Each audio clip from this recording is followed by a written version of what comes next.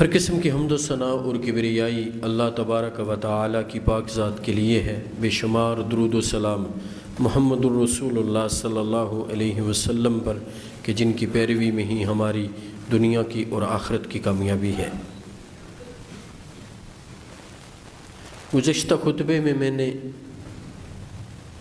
حضرت ابوبکر صدیق رضی اللہ تعالی عنہ کے خرچ کرنے کے انداز کو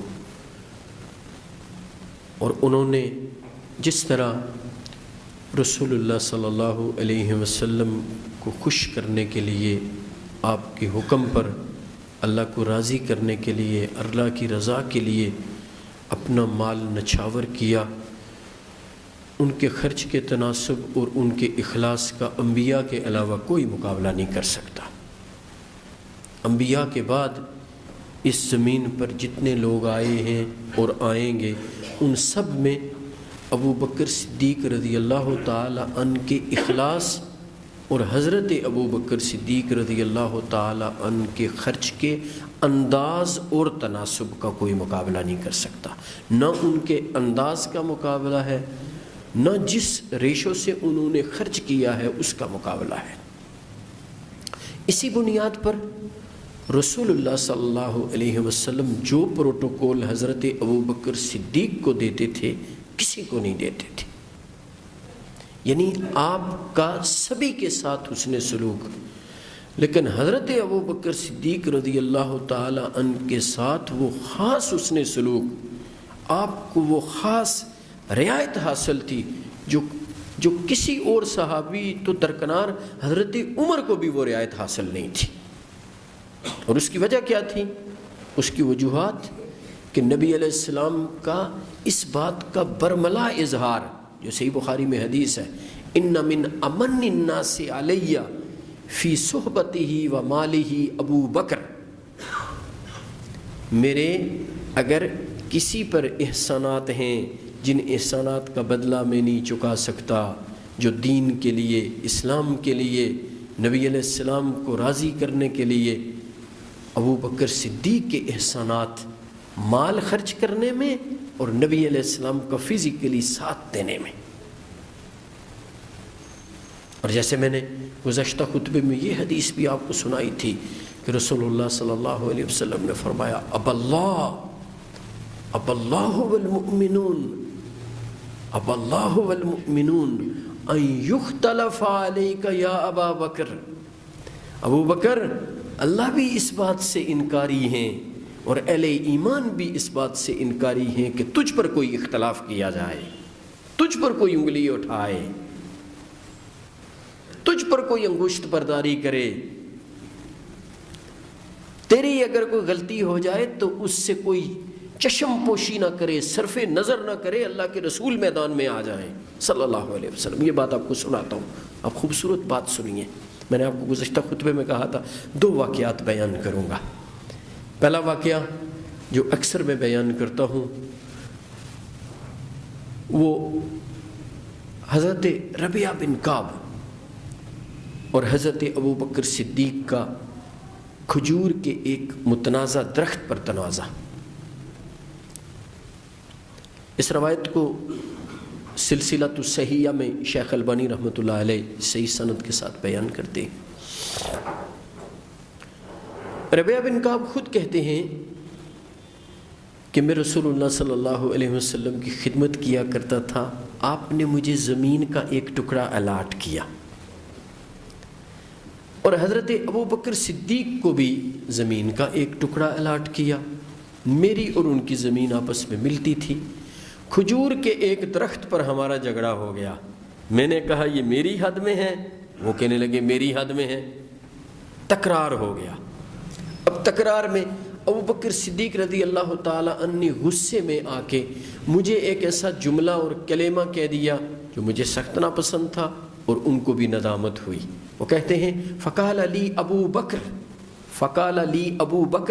کلمۃ کرہتها وندما، حضرت ابوبکر صدیق نے مجھے ایک ایسی نازیبا بات اور کلمہ کہہ دیا جو میں نے ناپسند کیا، اور ابو بکر صدیق فوراً اس پر نادم ہوئے، وندما، جہاں یہ الفاظ ہیں کہ کرہتھا، میں نے اس کو ناپسند کیا، ساتھ ہی اگلے الفاظ حدیث میں یہ آتے ہیں وندما، اور ابوبکر صدیق نادم ہوئے اور مجھے کہنے لگے فقال علی یا ربیہ، اے ربیہ، رد علی مثلہا، رد علی مثلہا حتی تکون قصاصا، اے ربیہ فوراً یہی جملہ مجھے کہہ تاکہ معاملہ برابر ہو جائے، عدلے کا بدلہ ہو جائے، قصاص ہو جائے۔ جھگڑا تو کھجور کے درخت پر تھا، جب وہ کلمہ کہہ دیا کھجور کا درخت ادھر ہی رہ گیا، وہ جھگڑا ہی ختم ہو گیا کہ کھجور کا درخت کس کا ہے۔ پریشانی یہ ہو گئی کہ یہ ربیہ کو میں نے کیا کہہ دیا ہے، یہ تو جملہ غلط ہے، اس پر تو مجھ پر قصاص بنتا ہے، اس پر تو اللہ کے ہاں مجھے سزا ہے، میرا کیا بنے گا۔ میرے بھائیوں، یہاں رک کے دل پر رات رکھ کے ذرا میں بھی اپنے آپ کو دیکھوں آئینے کے سامنے، اور آپ بھی اپنے آپ کو آئینے کے سامنے دیکھیں کہ آپ کا کسی سے جھگڑا ہو اور آپ اس کو کوئی ایک جملہ نازیبا کہہ دیں جو کہ غصے میں آ کے کہا جا سکتا ہے۔ اگر ابوبکر صدیق کہہ سکتے ہیں تو کوئی دوسرا بھی کہہ سکتا ہے، کوئی دوسرا مستثنا نہیں ہے۔ لیکن دیکھیے جو نیک لوگ ہوتے ہیں، جو اہل تقویٰ ہوتے ہیں، ان کو پھر اپنے مال کی، اپنے جھگڑے کی، اپنی ذات کی، اپنی انا کی کوئی فکر، کوئی مسئلہ نہیں ہوتا۔ ان کو مسئلہ یہ درپیش ہو جاتا ہے کہ انہوں نے ایک نازیبا کلمہ کسی کو کیوں کہہ دیا، یہ کردار کون پیش کرے گا۔ ہم تو روزانہ نازیبا کلموں کے انبار لگا دیتے ہیں، اور میں ہمیشہ کہتا ہوں انہی کے لیے نازیبا کلمات کہتے ہیں جن سے دین سیکھتے ہیں، جو ہمارے سب سے بڑے محسن ہوتے ہیں۔ ہم انہی کی پیٹھ پیچھے اور منہ پر بھی اگر بس چل جائے، اگر بس نہ چلے تو پیٹھ پیچھے، اگر بس چل جائے تو منہ پر بھی ان کو نازیبا کلمات کہتے ہیں۔ باقیوں کو تو چھوڑیے،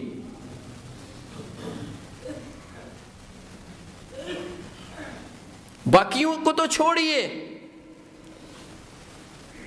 اور ابوبکر صدیق کا کیا حال ہے کہ جھگڑے میں اپنے سے انتہائی جونیئر شخص کو، انتہائی جونیئر مقام اور مرتبے میں انتہائی جونیئر ابوبکر صدیق کی ہوا کا مقابلہ بھی کوئی نہیں کر سکتا، کوئی اور، اس شخص کو ایک کلمہ کہہ دیا، جھگڑا ادھر ہی رہا۔ اب یہ پریشانی نہیں ہے کھجور کا درخت میرا ہے یا ربیہ کا ہے، مجھے ملے گا یا ربیہ کو ملے گا، نبی علیہ السلام اس کا کیا فیصلہ کریں گے، درخت تو میرا ہے مجھے ملنا چاہیے، یہ پریشانی ہی ختم، وہ درخت وہیں کا وہیں ہے۔ پریشانی کیا لگ گئی ہے، ربیہ کو کیا کہہ دیا ہے، فوراً نادم کیا کہہ رہے ہیں ربیہ سے، ربیہ اس کلمے کو دہراؤ یہیں پہ، رد علی مثلہا حتی تکون قصاصا، ربیہ ادھر ہی یہ کلمہ کہو تاکہ قصاص ہو جائے، معاملہ برابر ہو جائے۔ کل اگر اسی کلمے کے ساتھ میں اللہ کے حضور پہنچا تو میرا کیا بنے گا۔ ایک جملہ، ایک کلمہ، ایک سینٹنس کہا ہے، اور وہ بھی ہم کو یہ ایکسپیکٹ نہیں کرتے کہ ابوبکر صدیق نے حضرت ربیہ کو کوئی گندی گالی دی ہوگی، نہیں، کوئی ایک سخت کلمہ کہہ دیا ہوگا جو دوسرے کو ناگوار گزرے۔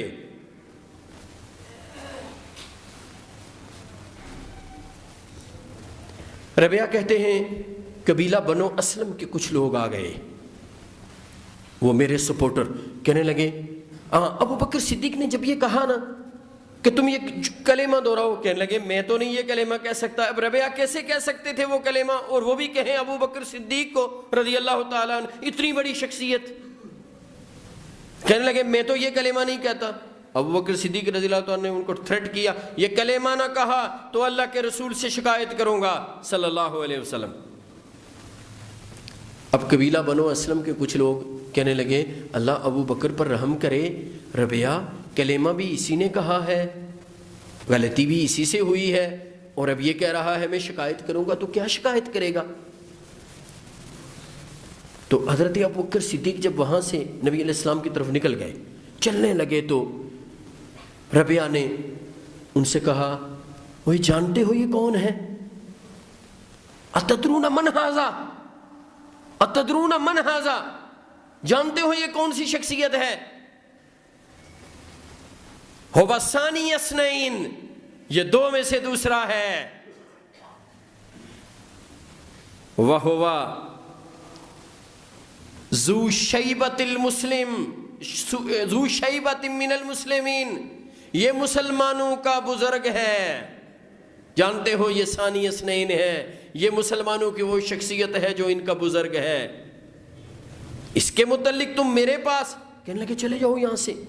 اگر ابو بکر صدیق نے مجھے پیچھے مڑ کے دیکھ لیا نا کہ یہ ان سے کوئی خسر پزر کر رہے ہیں، کوئی پوچھ رہے ہیں، تو وہ یہ سمجھیں گے کہ یہ ربیہ کی حمایت میں اس کے پاس جمع ہو گئے ہیں اور وہ ناراض ہو جائیں گے۔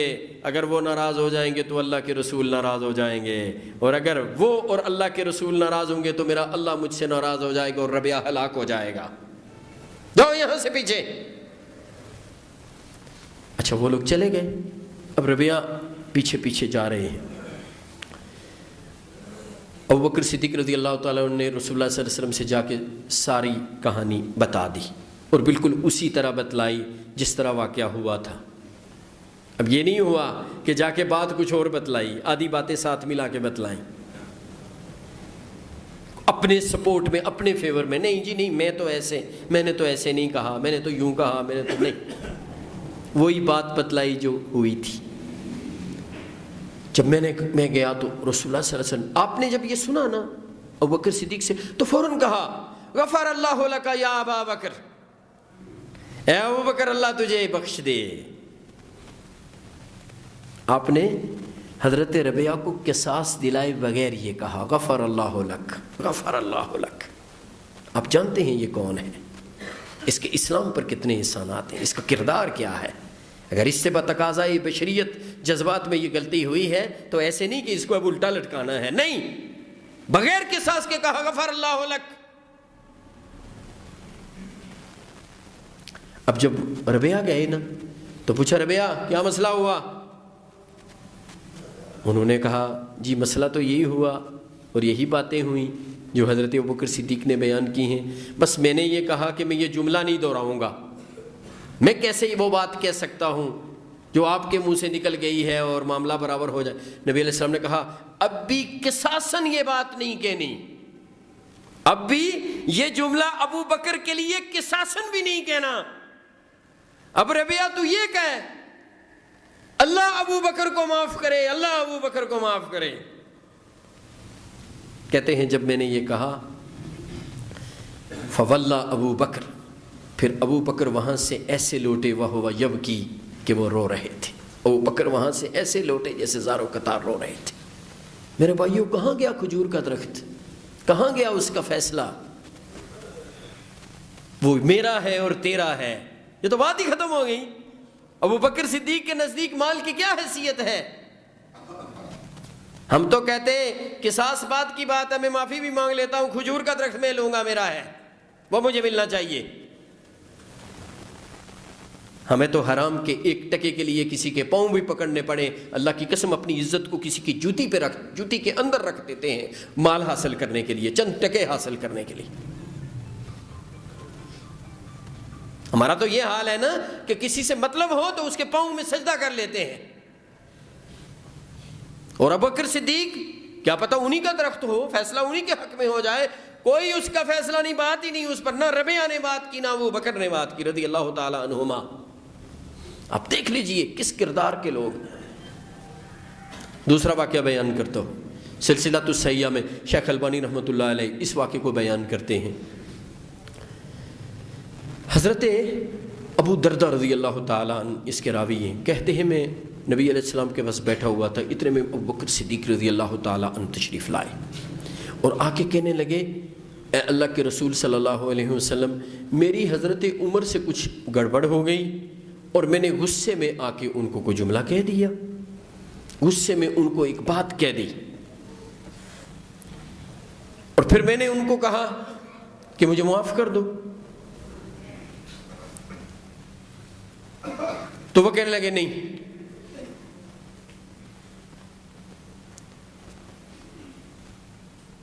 اب حضرت عمر وہ بھی غصے میں تھے، تلخ جملوں کا تبادلہ ہوا، حضرت بکر صدیق نے کچھ سخت بات کہہ دی، اب انہوں نے کہا فوراً نادم ہو کے مجھے معاف کر دو، وہ غصے میں تھے اس وقت، تو انہوں نے کہا نہیں۔ اب حضرت ابو بکر صدیق رضی اللہ تعالی عنہ وہاں سے سیدھے رسول اللہ صلی اللہ علیہ وسلم کے پاس، فوراً حضرت عمر کو بھی یہ خیال آیا کہ میں نے ابو بکر کو معاف نہیں کیا، یہ تو معاملہ غلط ہو گیا، نادم ہوئے، فوراً شرمندہ ہوئے، یہ میں نے کیا کہہ دیا کہ ابو بکر صدیق نے ایک بات کہی مجھ سے اور میں نے اس کو اب لے لیا۔ تو سیدھے ابو بکر صدیق رضی اللہ تعالیٰ عنہ کے گھر جا کے نوک کی، ابو بکر کدھر ہیں؟ کہا وہ تو نہیں ہیں۔ وہاں سے سیدھے رسول اللہ صلی اللہ علیہ وسلم کے پاس پہنچے، ابو بکر آگے بیٹھے ہوئے۔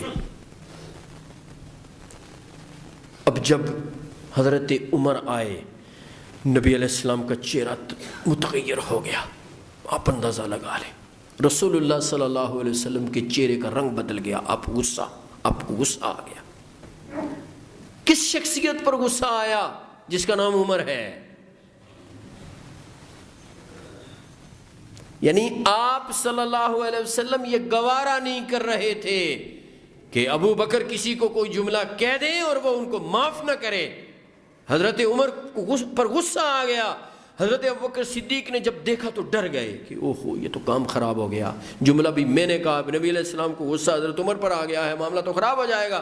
فجسا علی رکبتیہ، حضرت ابو بکر صدیق گھٹنوں کے بل بیٹھ گئے، اللہ کے رسول سے کہنے لگے یا رسول اللہ واللہ انا کنت ازلم، اللہ کی قسم میں نے زیادتی کی ہے۔ حضرت ابوبکر صدیق ڈر گئے، گھٹنوں کے بل بیٹھ گئے، بادب ہو گئے کہ اب معاملہ خراب ہو گیا ہے، نبی علیہ السلام کے چہرے کا رنگ بدل گیا ہے۔ کہنے لگے واللہ انا کنت ازلم، اللہ کے رسول میں نے زیادتی کی ہے، عمر کی زیادتی نہیں ہے، میں نے زیادتی کی ہے۔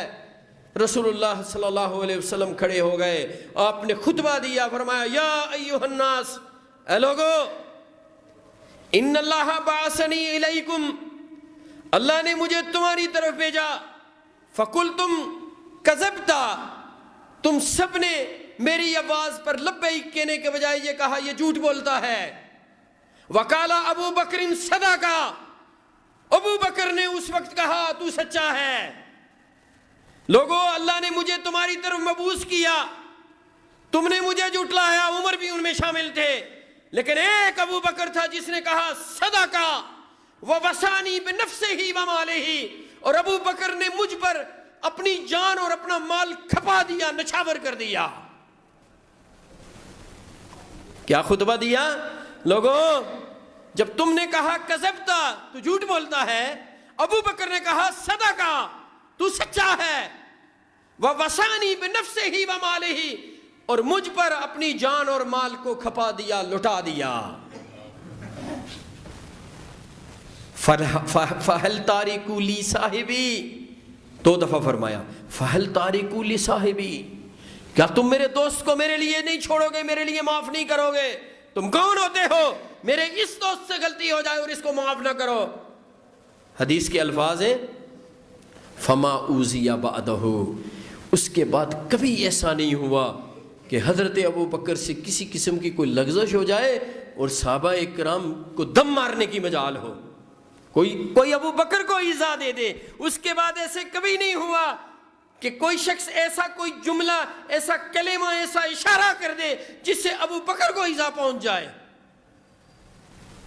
اور اہل علم نے اس کی شرح میں لکھا ہے، انہوں نے کہا ہے، اور حضرت عائشہ صدیقہ رضی اللہ تعالی عنہ کی وہ حدیث بھی کوٹ کی ہے کہ جس میں یہ آتا ہے کہ جو بزرگ و برتر لوگ اور جو صاحب حیثیت اور جو اہل تقوی، صاحب حیثیت دین کے حوالے سے بات کر رہا ہوں، صاحب حیثیت وہ نہیں جو حرام کا مال کما کے صاحب حیثیت بن جائیں، ان کی بات نہیں ہو رہی یہاں۔ صاحب حیثیت سے مراد جو علم والے، جو تقوی والے، جو ورع والے، جو زہد والے، جو بزرگ لوگ، جو مسلمانوں کی اہل تقوی کی ایلیٹ کلاس، ان سے کوئی لغزش ہو جائے تو ان کی لغزشوں پر فوراً صرف نظر کیا کرو، الا یہ کہ کوئی حد پامال کر لیں تو پھر حد جاری ہوگی، اس میں کسی کو معافی نہیں ہے۔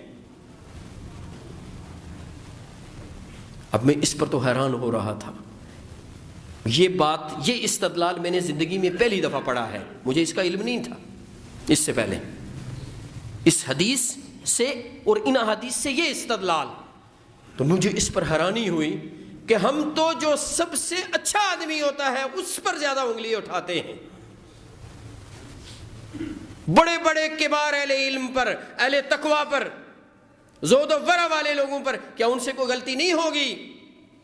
حکم کیا ہے؟ ان کی غلطی کو سب سے پہلے صرف نظر کرو، ہم ان پر سب سے پہلے انگلی اٹھاتے ہیں، شیشے وہ اینک لگا کے نمبر کی دیکھتے ہیں، اس کی کوئی خامی ملے تو اچھالوں، اس کی کوئی خامی ملے تو اچھالوں۔ اسلام کی تعلیم کیا ہے؟ ہمارا طرز عمل کیا ہے؟ میں عرض کر رہا تھا، میری بات کا خلاصہ کہ ابو بکر صدیق وہ شخصیت کہ انہوں نے اسلام کے لیے، نبی علیہ السلام کے لیے جو اپنی جان کی قربانی، جو اپنے مال کی بازی لگا دی، جس زہد و ورع کا اور جس تقوی کا اور جس اخلاص کا مظاہرہ کیا، اس پر ان کو خصوصی پروٹوکول اور ٹریٹمنٹ نبی علیہ السلام کی طرف سے ان کی زندگی میں، اور میرا اللہ ان کو اسپیشل پروٹوکول دے گا جب ان کی اللہ سے ملاقات تو ہو گئی ہے، جب انشاءاللہ قیامت کا دن ہوگا، جب پورے انعامات دینے کا وقت آئے گا۔ اسی لیے قرآن مجید کی جو آیت میں نے آپ کے سامنے پڑھی ہے، مفسرین کا اس پر اتفاق ہے کہ یہ ابو بکر صدیق رضی اللہ تعالیٰ عنہ کے متعلق ہے کہ وَسَيُجَنَّبُهَا الْأَتْقَى، یہاں ابو بکر کو اتقا کہا گیا ہے، یہ تقی کا تفصیل کا صیغہ ہے، تقی سے ہے اتقا، یہ ابو بکر وہ ہے جو سب سے متقی ہے۔ اللہ نے ابو بکر کو سب سے متقی کا خطاب دیا ہے انبیاء کے بعد، انبیاء علیہم السلام کے بعد۔ الذی یؤتی مالہ یتزکی، یہ وہ شخصیت ہے جو اپنا مال اس لیے دیتا ہے کہ اپنے نفس کی پاکی حاصل کرے، اسے پاکیزگی حاصل ہو۔ یہ مال دنیا کی لالچ کے لیے نہیں دیتا، دنیا کے مفاد کے لیے نہیں دیتا، اپنی واہ کے لیے نہیں دیتا، ریاکاری کے لیے نہیں دیتا، شہرت کے لیے نہیں دیتا، کسی سے نفع حاصل کرنے کے لیے نہیں دیتا، کسی کے سلوٹ کا منتظر نہیں ہے، بلکہ اللہ کی رضا کے لیے اپنے مال کو لگاتا ہے۔ اللہ اس پر اس کو یہ انعام دے رہے ہیں، اللہ اس پر اس کو یہ انعام دے رہے ہیں کہ اللہ اسے سب سے بڑا متقی ڈکلیئر کر رہے ہیں۔ الذی یؤتی مالہ یتزکی، اور اس کی تفسیر میں ایک مفسر نے یہ بات لکھی ہے اپنی تفسیر میں کہ حضرت ابو بکر نے جب حضرت بلال کو آزاد کروایا نا، تو امیہ بن خلف نے منہ مانگے پیسے، اس نے کہا اتنے پیسے لوں گا۔ ابو بکر صدیق نے اس سے کوئی ڈسکاؤنٹ نہیں کروایا، منہ مانگے دام دیے، حتیٰ کہ ابو بکر صدیق کے والد بھی کہنے لگے کہ ابو بکر بلال کے لیے تو نے اتنے پیسے دے دیے، منہ مانگے پیسے دے دیے۔ اور کہتے ہیں کہ پھر کبھی حضرت بلال کو وہ بات یاد نہیں کروائی، ورنہ عرب کا دستور تھا کہ جس غلام کو آزاد کروایا جاتا تھا اس کو اپنے پاس رکھا جاتا تھا، اس سے کام لیا جاتا تھا، اس کو استعمال کیا جاتا تھا۔ ابو بکر صدیق نے کبھی حضرت بلال کی طرف آنکھ اٹھا کر نہیں دیکھا کہ وہ ان کے کام آئیں۔ اس لیے حضرت عمر کہا کرتے تھے کہ آتقا سیدنا سیدنا، آتقا سیدنا سیدنا، ہمارے ایک سردار ابو بکر نے ہمارے دوسرے سردار بلال کو آزاد کروایا۔ الذی یؤتی مالہ یتزکی وما لأحد عنده من نعمت تجزی الا ابتغاء وجہ ربہ الاعلی۔ ابو بکر نے کسی کے احسان کا بدلہ چکانے کے لیے نہیں، یا کسی کے بدلے کے طور پر کسی پر مال خرچ نہیں کیا، بلکہ جو کچھ کیا وہ صرف اللہ کی رضا کے لیے کیا۔ وَلَسَوْفَ يَرْضَىٰ، میرا اللہ ابو بکر سے راضی ہو جائے گا۔ یہ جملہ دونوں طرح ہے، ابو بکر اللہ سے راضی ہو جائیں گے اور اللہ ابو بکر سے راضی ہو جائے گا۔ جیسے رضی اللہ عنہم ورضوا عنہ ہے، ایسے ہی اس جملے کو بھی اہل تفسیر نے لیا ہے، وَلَسَوْفَ يَرْضَىٰ۔ سو میرے بھائیو، یہ عظمت حضرت ابوبکر صدیق کو کیوں ملی؟ اس لیے کہ نبی علیہ السلام نے فرمایا ان من امن الناس علیہ فی صحبتہ و مالہ ابو بکر، کہ مجھ پر اپنی جان قربان کرنے میں، جانی طور پر فزیکلی میرا ساتھ دینے میں، اور اپنے مال کو میرے حکم پر لٹانے میں ابو بکر کا کوئی ثانی نہیں۔ جو کچھ ابو بکر نے کیا جو انداز ابو بکر کا، جو تناسب ابو بکر کا وہ کسی اور کا نہیں، تو اللہ نے مقام بھی ابو بکر کو وہ دیا جو کسی اور کا نہیں ہے۔ سو میرے بھائیو، مقام ملتا ہے سیرت و کردار سے، مقام ملتا ہے سیرت و کردار سے۔ میں آپ بھی اپنی سیرت و کردار کو درست کر دیں، دنیا میں بھی اللہ مقام دیں گے اور آخرت میں بھی مقام ملے گا۔ اقول قولی ھذا واستغفر اللہ لی ولکم ولسائر المسلمین۔ سبحان ربک رب العزۃ عما یصفون وسلام علی المرسلین والحمد للہ رب العالمین۔